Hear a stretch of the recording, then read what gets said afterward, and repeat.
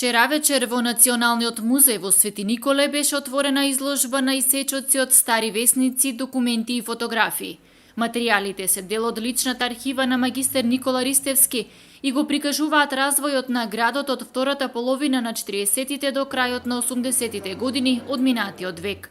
Посетителите на Народниот музеј имаа ретка можност да видат оригинални фотокопии од елаборати кои били изработени во годините по Втората светска војна. Исечоци овде благодарение на Општинската установа Народен музеј во Свети Николе вработените ќе бидат изложени од денес по повод престојниот празник 11 октомври, денот на Народното востание на македонскиот народ, па се до крајот на овој месец.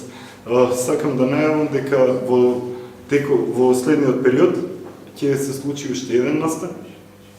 најверојатно овде или во градската библиотека, каде што ќе биде промовирано нешто друго за кое што добивме подршка од општината, од општинскиот совет и од градоначалникот, на кој што им се заблагодарувам, а тоа е туристички информатор на општина Свети Николе,